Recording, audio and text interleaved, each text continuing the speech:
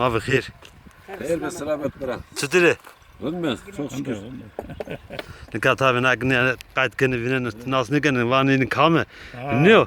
Ağa ne? Koytrava. Rında. Doğa bilir ağa. Doğa pilar ha ya. Dilavrava. Ha, dilar. Namı tüyxir. Ağa. Ağa. Ağamet. Ha. Bira tukama. Lazım dilavra imam gürs. Lazım şey gürs. Tük nas piker mi? Valla ben de rahmetli Deraze. sen olayım, ben de Dilavlıyım.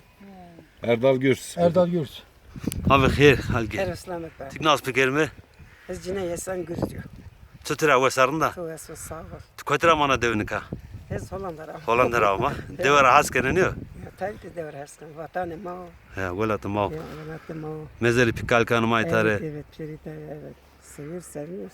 Vesu var be. Ma bixir. Ev Bira ukil. İslamek, Türkiye ama. Xeyr, qabul etsin.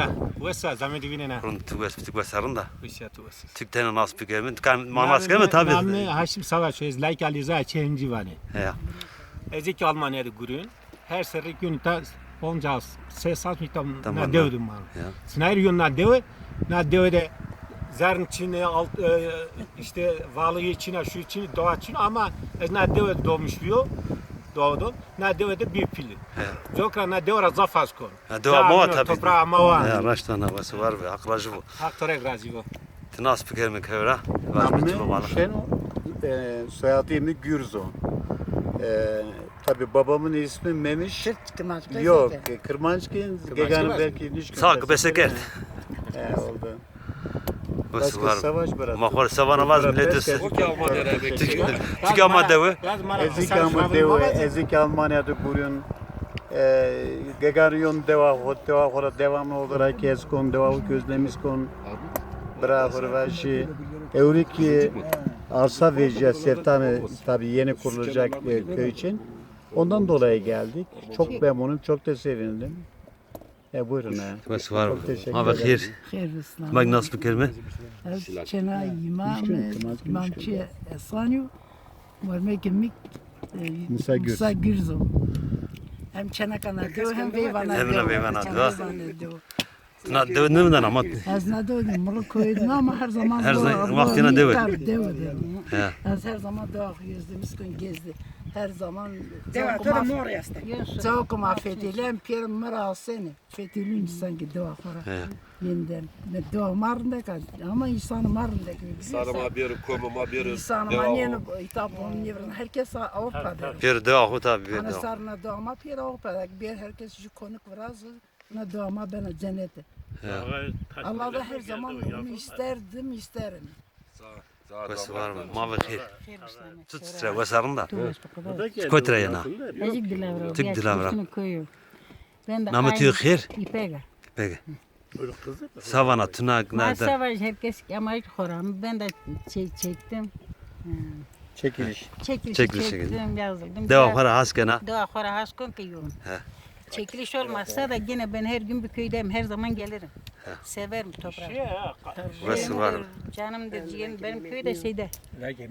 Çavşin. Savsakrava. Çavsakra. Vesu var ver. Herkese selam söyle. Seni çok sağ olun canım. Dayılarına selam söyle. Böyle doğal güzellikler çeksen. Anana çok selamı söyle. De ki. Oldu. Ha getir bana kirama selam gönderin.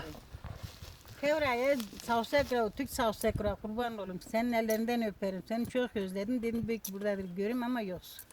Ben de halkı. Kibrama da selam Sarımı ser, sarımı ser. Sevgiliyiz.